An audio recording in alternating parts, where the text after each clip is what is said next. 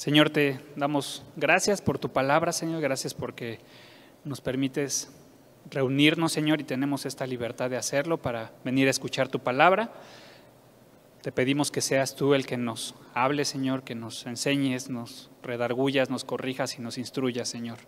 Te lo pedimos todo esto en el nombre de Jesús. Amén. Bien, pues la semana pasada terminamos el capítulo 6, ¿no? Con esta parte donde el Señor Jesús dice que le dicen Señor, Señor, ¿no? Dice, ¿por qué me dicen Señor, Señor y no hacen lo que yo digo? Y hace esta comparación entre el hombre que edifica sobre la roca y el hombre que edifica sobre tierra, ¿no? Y todo el capítulo 6 estuvimos viendo, o la segunda parte del capítulo 6 estuvimos viendo lo que es conocido como el sermón del llano, de la llanura, y hablábamos que esencialmente trata sobre cómo debería ser el amor en el reino de Dios.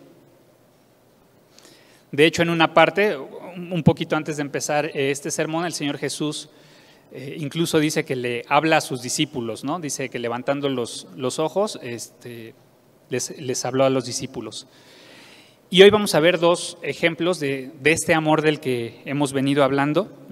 Vamos a ver dos ejemplos de cómo el Señor Jesús nos muestra este tipo de amor, ¿no? Este amor compasivo, desinteresado, que es el que al final del día busca que nosotros extendamos también hacia nuestro prójimo. Entonces vamos a comenzar Lucas 7.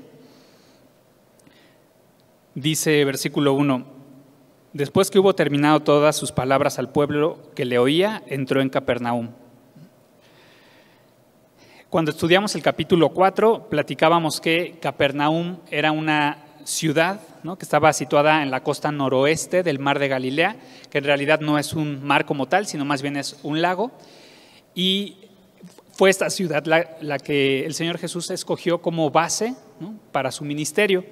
También comentábamos que era una ciudad esencialmente de pescadores, y de hecho era el hogar de varios de sus discípulos que eran pescadores, por ejemplo como Andrés, Pedro, Juan, pero también era el hogar de Mateo, que él era cobrador de impuestos.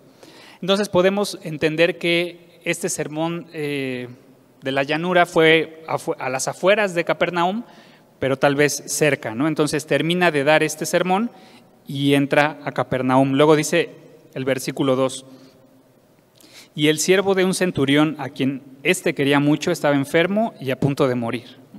Y para poner un poquito en contexto, seguramente has pasado pues por partes de la Biblia donde has leído acerca de centuriones, ¿no? Y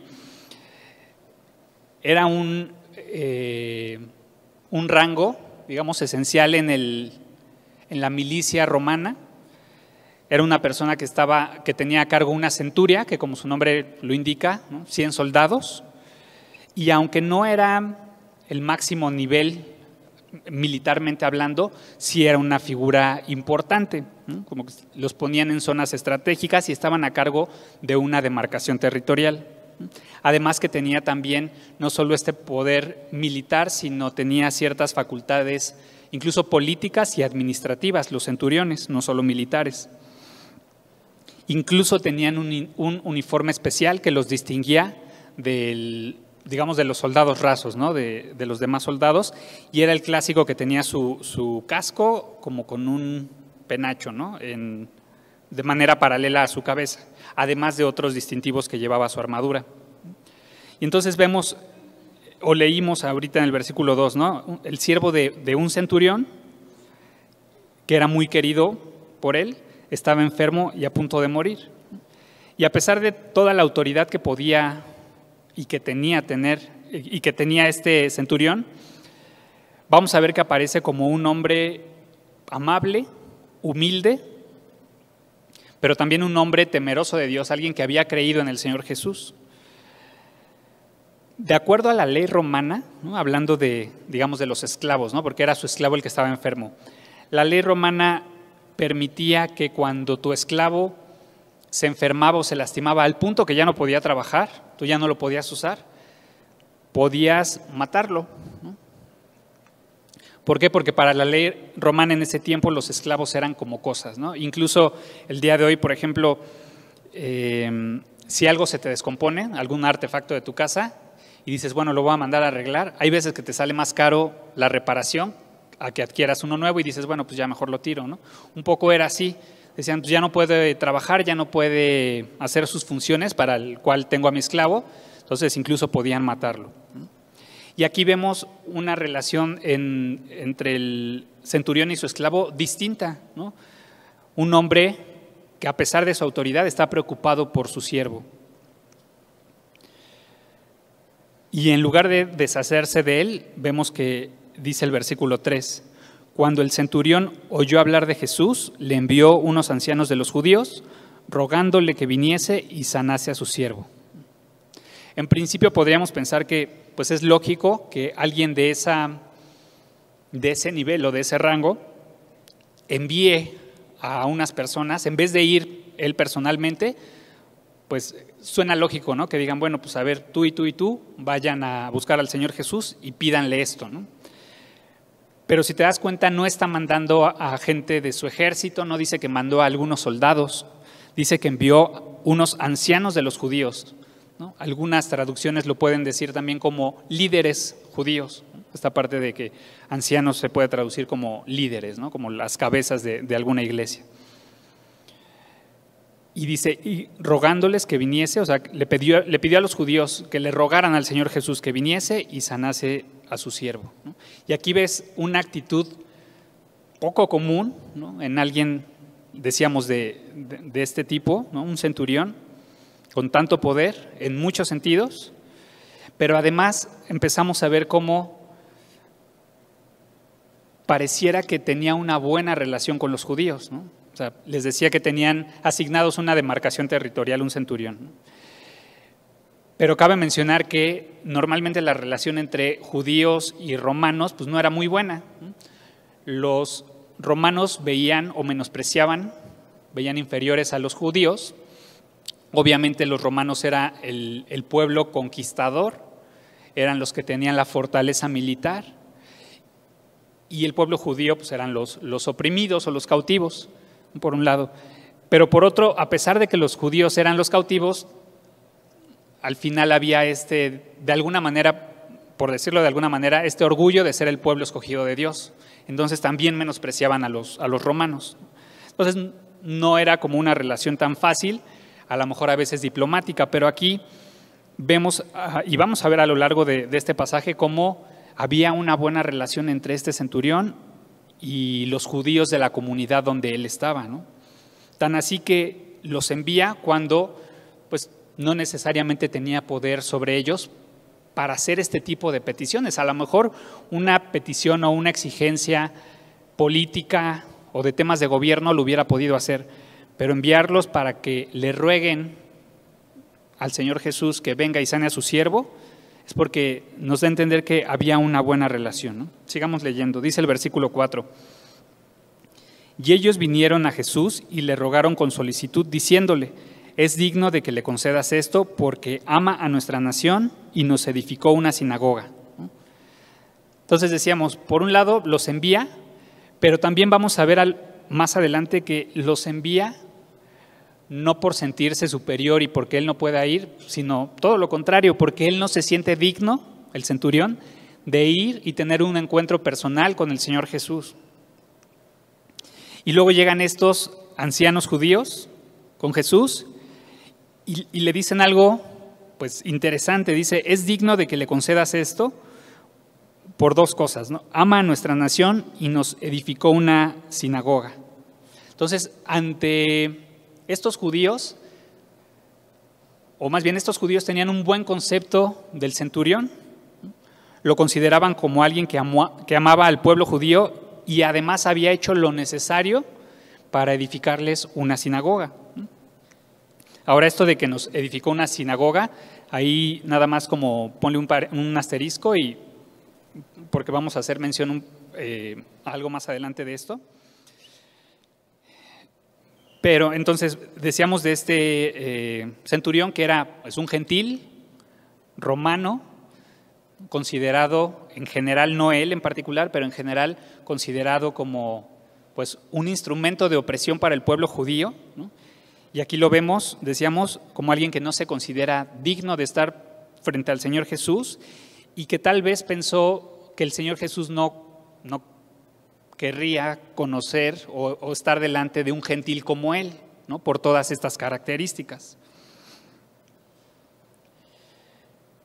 Y cuando leía esto, de pronto meditaba y pensaba cómo a lo mejor a veces nos hemos sentido así, ¿no? Como este centurión, como indignos, ¿no? Tal vez te has alejado un tiempo del Señor Jesús de alguna u otra manera, o tal vez a veces le hemos fallado tanto, ¿no? Que decimos algún pecado, ¿no? Que dices, ya no lo voy a hacer, y ahora sí te prometo, Señor, que ya no lo voy a hacer, ¿no?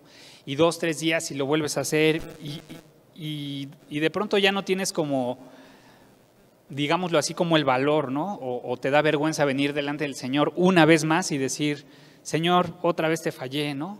O incluso venir y pedirle algo más, ¿no? Así, ¿cómo le voy a pedir yo que me ayude en esto al Señor Jesús si yo le sigo fallando, si estoy tan alejado de Él, ¿no?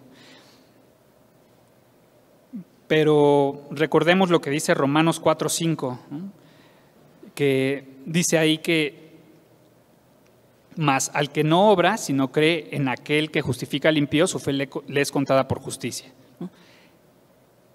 Es Él quien nos justifica, es Él quien justifica al impío. Y por otro lado veíamos la semana pasada justamente en Juan 6:37 como el Señor Jesús dice, al que viene a mí no le echo fuera. Entonces es importante recordar que pues no se animó este centurión, pero ¿qué hubiera pasado si se hubiera animado? Jesús no lo hubiera rechazado, lo hubiera escuchado.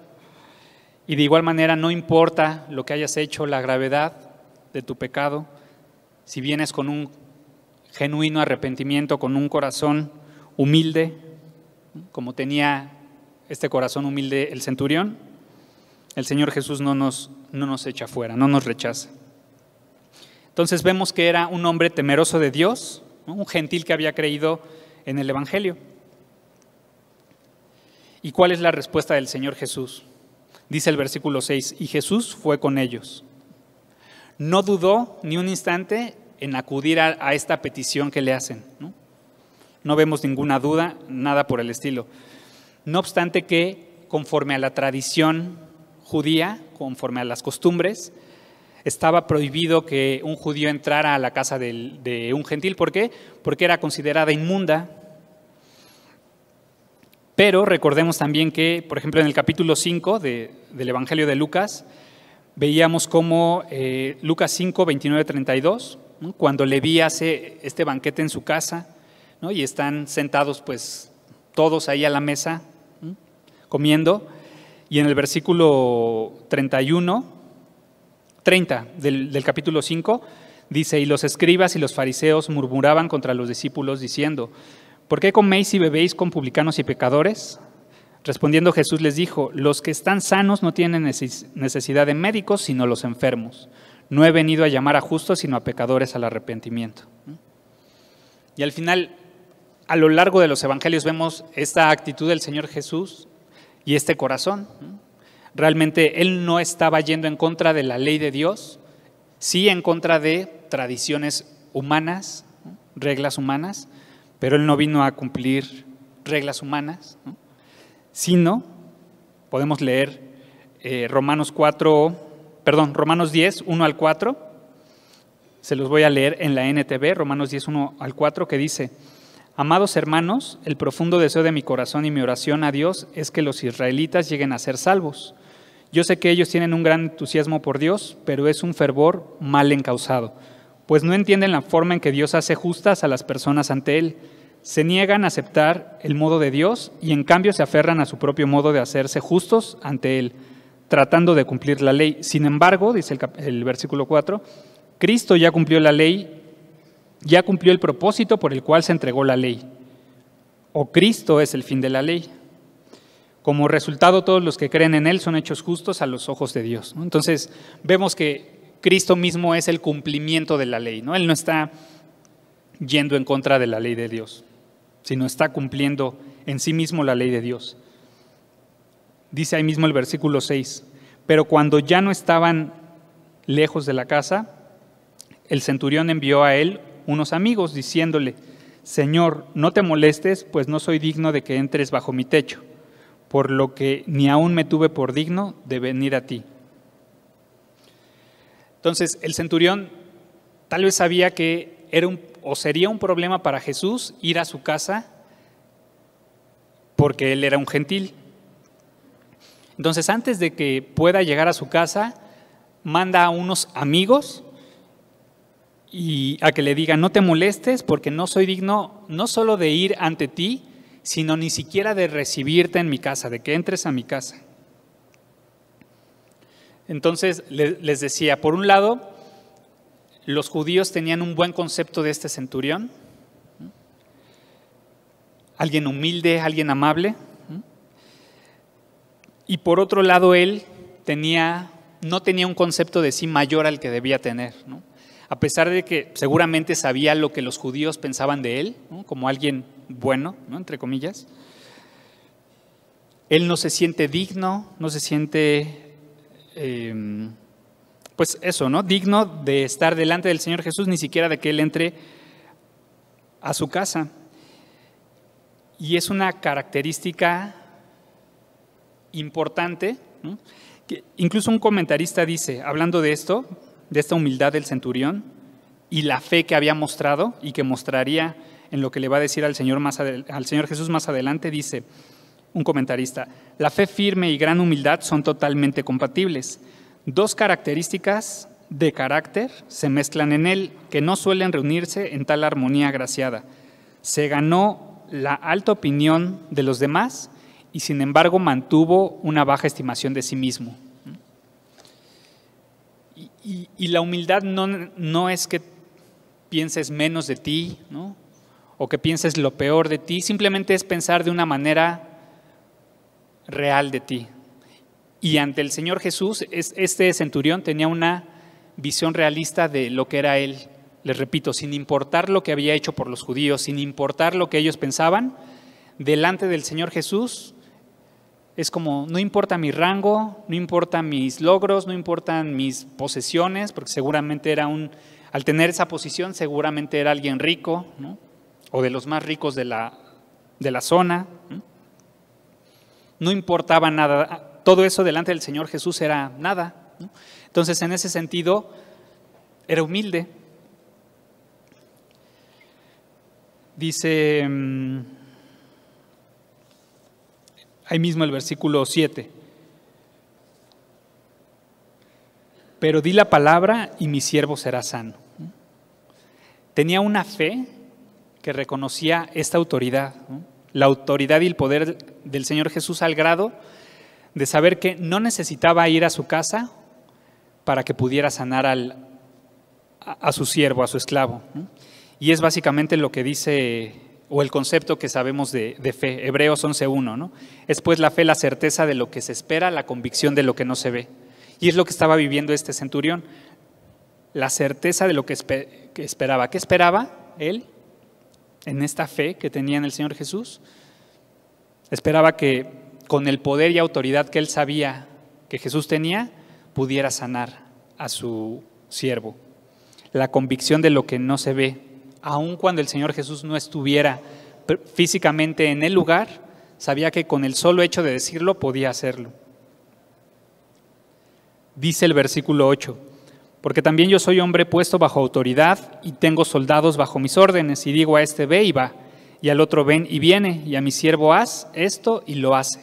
Al ser un hombre de milicia, dice: yo sé lo que es estar bajo autoridad, porque decíamos, no era el rango mayor, ¿no? Tenía todavía alguien encima de él, el centurión.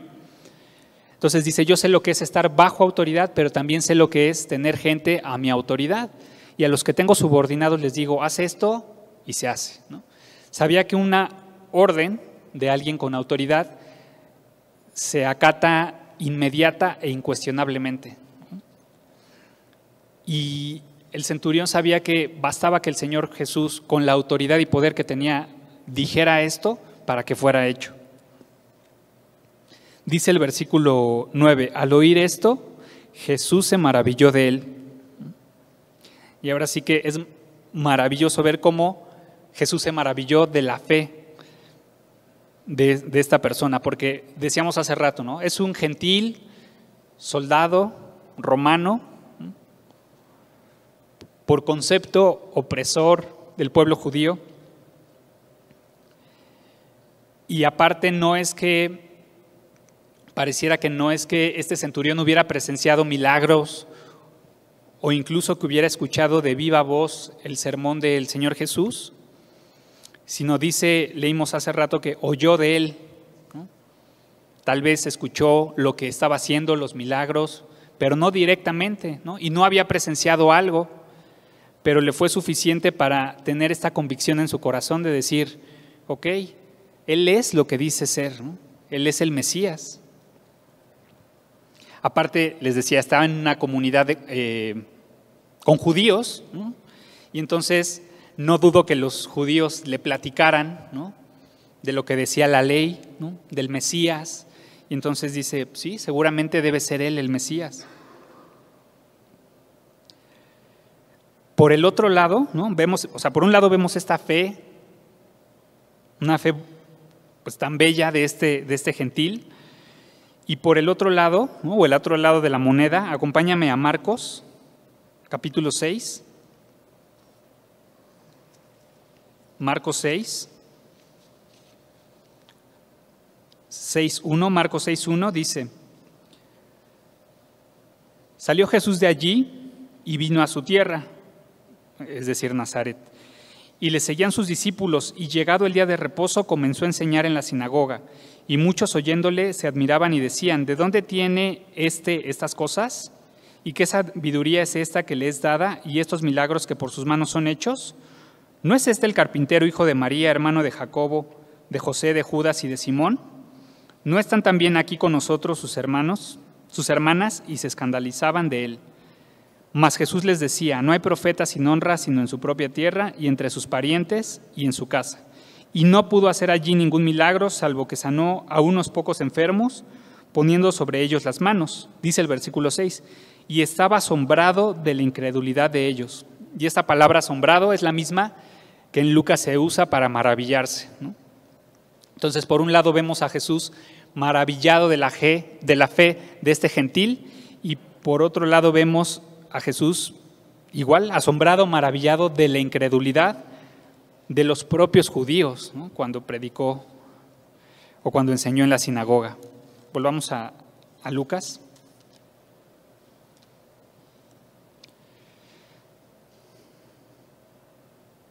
Dice ahí mismo el versículo 9, y volviéndose dijo a la gente que le seguía, os digo que ni aún en Israel he hallado tanta fe. Y el Señor Jesús se maravilló y se lo hubiera podido quedar para él, y a lo mejor no lo hubiera expresado. Sin embargo, le parece importante y se voltea con toda la gente que viene siguiendo, que más adelante vamos a ver que entre esa multitud hay discípulos y la multitud, ¿no? Pero considera importante voltearse con ellos y decirle, ni aún en Israel he hallado tanta fe como en esta persona, ¿no? Dice versículo 10, y al regresar a casa los que habían sido enviados hallaron sano al siervo que había estado enfermo. Y te imaginas ser el centurión que no sales de tu casa, ¿no?, sino mandas a los judíos a hacer esta petición a Jesús porque tú estás preocupado y estás ahí como al pendiente de tu siervo, pero tienes esta convicción, esta fe de que el Señor Jesús lo puede hacer, lo puede sanar. Decía que estaba a punto de morir, ¿no? O sea, que estaba muy enfermo, probablemente postrado en una cama, y de pronto pues ves que se empieza a sentir mejor, ¿no?, que se reincorpora, se para y ya lo ves sano. Y entonces el centurión, sabiendo que el Señor Jesús había hecho la obra, Él lo había sanado, ¿no? Ahora, nada más como un paréntesis y a manera de aclaración, ¿no?, acompáñame a Mateo 8:5, que es donde se menciona esta misma historia, Mateo capítulo 8, versículo 5. Mateo 8:5. Dice: entrando Jesús en Capernaum, vino a él un centurión, rogándole y diciendo: Señor, mi criado está postrado en casa, paralítico, gravemente atormentado. Y Jesús le dijo: yo iré y le sanaré. Y a lo mejor ya has pasado por esta misma historia ahí en Mateo, ¿no? Y ahora leemos Lucas y dices, o sea, sí fue el centurión, directamente él, pero acá leímos que no se sentía digno. Entonces, ¿habrá alguna contradicción en la Biblia o qué será lo que está pasando, ¿no? Y la verdad es que no hay una contradicción. Hemos platicado en otras ocasiones que los evangelios sinópticos, que son Mateo, Marcos y Lucas, ¿no?, narran desde diferentes perspectivas, la vida o el ministerio del Señor Jesús, ¿no? Y que al ser narrados y escritos en su momento por diferentes personas, va a haber detalles que no son idénticos, pero que justamente no es que sean contradicciones, sino eso que para algunos pudiera ser como lo que, pues los errores, entre comillas, más bien es lo que le da la credibilidad. ¿Por qué? Porque sabemos que cuando personas diferentes presencian un mismo evento, cada quien lo va a contar como lo percibió, y no necesariamente es una contradicción, y mucho menos algo falso, ¿no? Y en este caso, a lo largo de la Biblia, e incluso hoy en día, hay veces que se le atribuyen actos a personas en autoridad que no realizaron ellos mismos, ¿no? Y nada más como para que entendamos a qué me refiero con esto, acompáñame a Juan 19:1. Juan 19:1.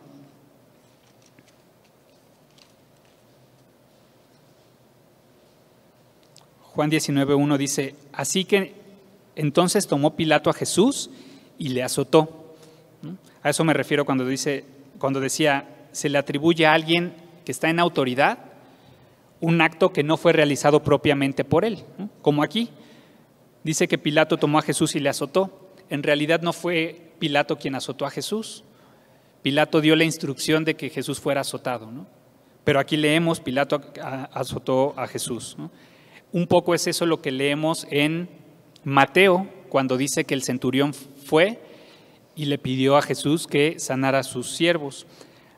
Otro ejemplo rápidamente en Juan, capítulo 4, versículos 1 y 2, Juan 4, 1 y 2. Dice: cuando pues el Señor entendió que los fariseos habían oído decir, Jesús hace y bautiza más discípulos que Juan, y entre paréntesis, el mismo Juan aclara, aunque Jesús no bautizaba, sino sus discípulos. O sea, los fariseos decían que Jesús bautizaba a más que Juan,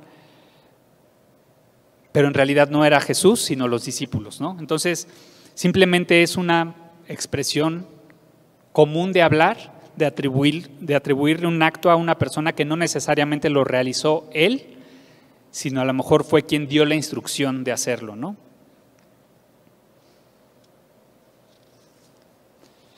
Ahora, vamos al versículo 11 en Lucas 7. Volvamos a Lucas 7, versículo 11. Entonces, esta fue la primera historia que vimos, la del centurión. Ahora vamos a ver la de la viuda de Naín. 7:11. Dice: aconteció después que él iba a la ciudad que se llama Naín, e iba con él muchos de sus discípulos y una gran multitud. Entonces sale de Capernaum, después de haber sanado a este siervo, va a este pueblo o a esta ciudad llamada Naín, de la cual no se sabe mucho. Solo sabemos que está hacia el suroeste de donde se encontraba el Señor Jesús. Y digamos, la escena es: sale de Capernaum, va hacia Naín, viene con toda la multitud siguiéndole, entre los cuales están muchos de sus discípulos, y bueno, otra vez, un paréntesis nada más. Dice, muchos de sus discípulos y una gran multitud, ¿no? Y hace la diferencia, y a lo largo de los evangelios vemos cómo de pronto hay esta diferencia entre los discípulos y la multitud, ¿no? O los que le seguían, que no necesariamente son discípulos, ¿no? ¿Cuál sería la diferencia entre los discípulos y la multitud que le seguía? En Mateo 28, 19, 20, el Señor Jesús dio la instrucción de ir y hacer discípulos, ¿no? En toda la tierra y enseñarles a que guarden todas las cosas que os he mandado. Entonces un discípulo, les digo nada más es un paréntesis, un discípulo va a ser aquel que guarda las cosas que el Señor Jesús ha enseñado, ¿no? Quien obedece. Y los demás pues solamente eran la multitud, ¿no? Tal vez simpatizantes, gente que estaba de acuerdo o maravillada con lo que el Señor Jesús hacía, pero no necesariamente que ponía por obra las instrucciones del Señor Jesús, los mandamientos. Dice el versículo 12, cuando llegó cerca de la puerta de la ciudad, he aquí que llevaban a enterrar a un difunto, hijo único de su madre, la cual era viuda. Y había con ella mucha gente de la ciudad. Entonces el Señor Jesús se encuentra con digamos, un cortejo fúnebre, ¿no? En estos tiempos, cuando una persona moría, se le envolvía en un lienzo, se le ponía en una especie de camilla, ¿no? Digamos un féretro, pero no es como hoy en día un ataúd, no estaba cerrado, sino era más bien como una camilla. Los familiares del difunto iban siguiendo al difunto y se contrataba incluso plañideras, que eran mujeres a las que se les pagaba pues para que se lamentaran en voz alta, ¿no? Como llorando o gritando, y la intención de esto era atraer o llamar la atención del pueblo para que se unieran a la procesión. Entonces viene el Señor Jesús, se topa con este cortejo fúnebre,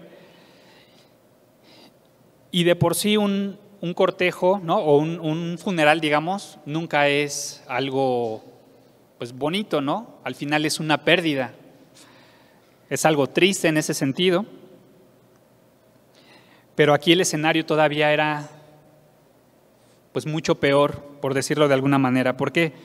Porque leímos ahí que el difunto era hijo único de una madre que era viuda, es decir, esta señora ya había perdido a su esposo, ¿no? Algún tiempo atrás, y en ese momento estaba por enterrar a su único hijo, lo cual la ponía en una situación, además del dolor de la pérdida de su hijo, en una situación pues de poca esperanza hacia su futuro. ¿Por qué? Porque las viudas era el sector o de los sectores más desprotegidos o desfavorecidos de la sociedad en ese tiempo.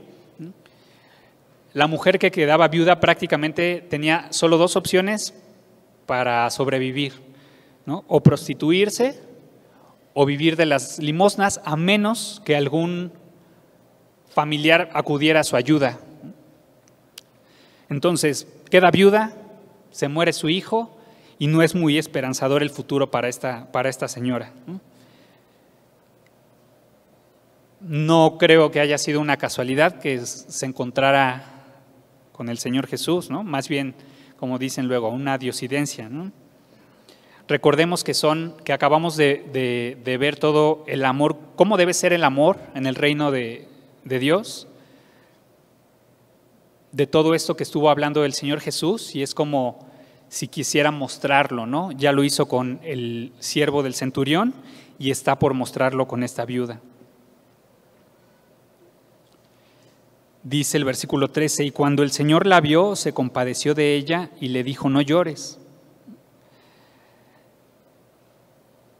El Señor Jesús la vio y él sabía todo el contexto, ¿no? Para él no fue una mujer que iba atrás de un cuerpo que quién sabe quién era. Él sabía que era una señora que estaba por enterrar a su hijo. Él sabía que X tiempo atrás su esposo había muerto. Sabía toda la situación, sabía todo lo que había en su corazón. Y dice que se compadeció de ella.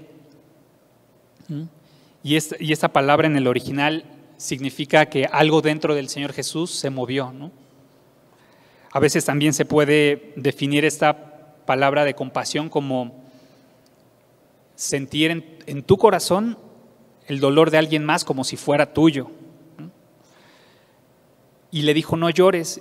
Y le dicen no llores no como una instrucción de insensible, ¿no? En un sentido de no pasa nada, sino que va a venir, a continuación va a venir consuelo por parte del Señor Jesús.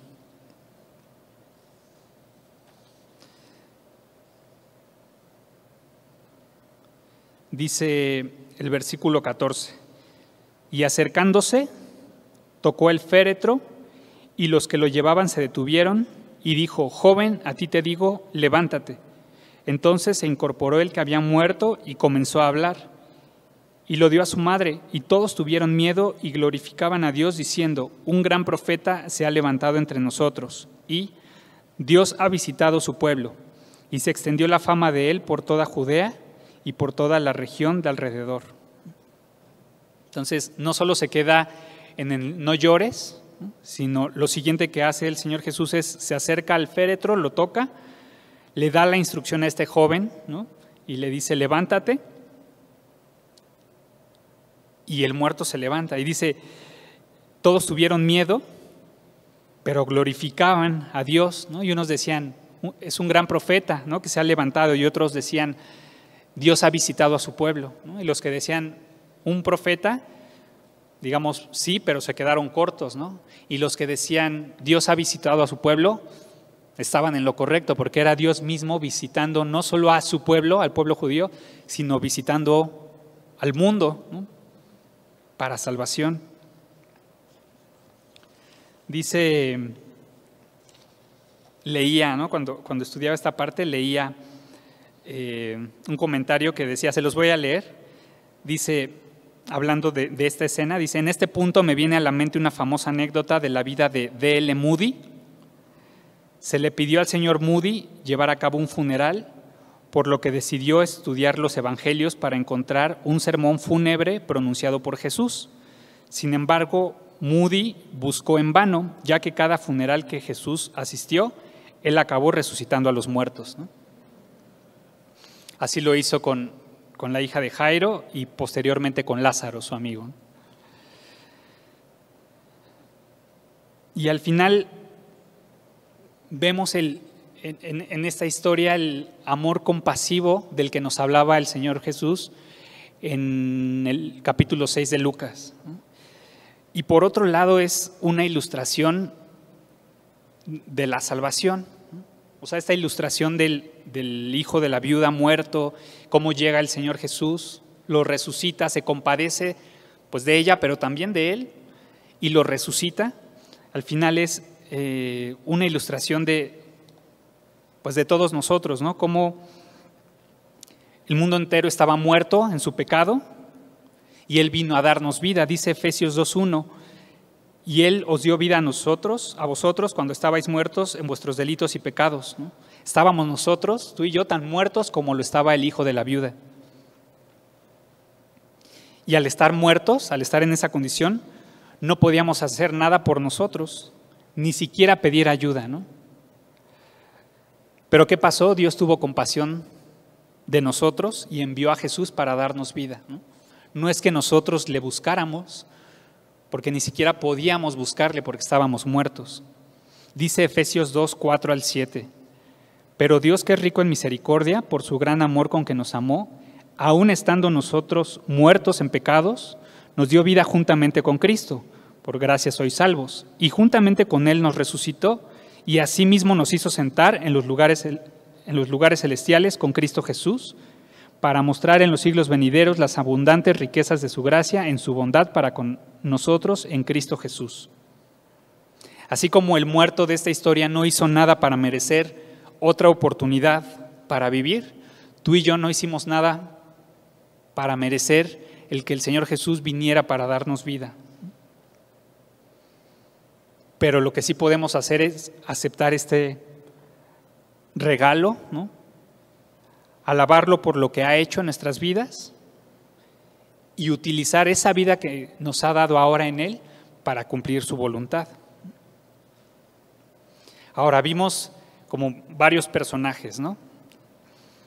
Y a lo mejor nos encontramos en alguno de ellos. Por un lado, este centurión que muestra una fe que maravilla al Señor Jesús.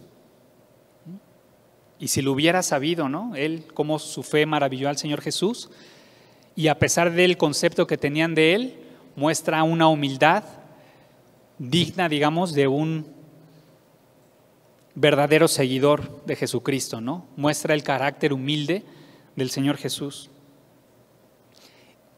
Que ese corazón tan humilde lo llevaba a sentir que no era digno ni de presentarse delante del Señor Jesús, ni de recibirlo en su casa, ¿no? Y a lo mejor, platicábamos hace rato, a lo mejor si estás en una situación actual donde te sientes así, porque te has alejado del Señor, decíamos porque pues, le hemos fallado una y otra vez y ya no tienes cara para venir delante de Él. Recuerda lo que decíamos, Él es el que justifica al impío, ya nos perdonó y nos limpió de todo pecado.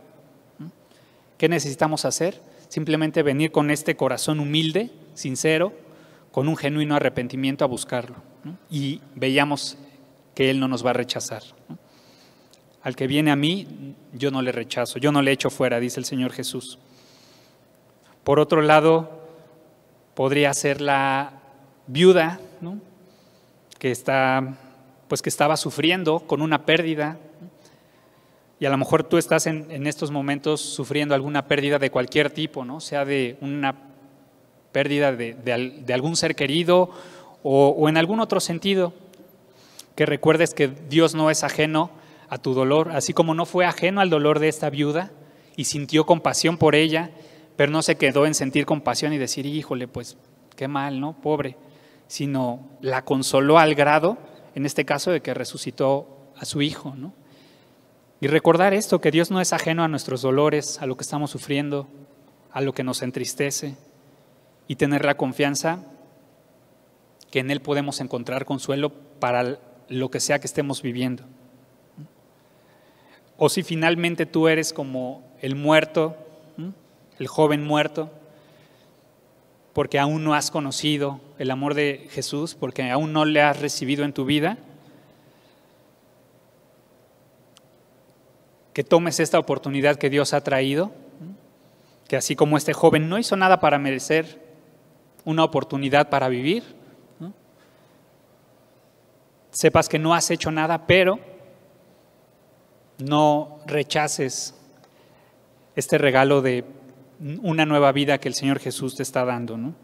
No tienes que hacer nada porque Él ya lo hizo todo, que es simplemente poner tu fe, tu confianza en el Señor Jesús, creer que Él es el Hijo de Dios que vino a morir por tus pecados y que resucitó al tercer día, como dicen las Escrituras. Vamos a orar. Señor, te damos gracias por lo que has hecho en nuestras vidas, Señor. Gracias porque veniste a morir por nosotros, Señor.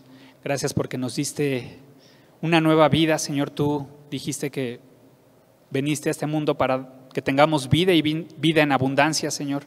Ayúdanos a vivir de la manera que te agrade, Señor. Una vida digna conforme a tu evangelio, conforme al amor que nos has tenido, Señor. Te lo pedimos todo eso en el nombre de Jesús. Amén.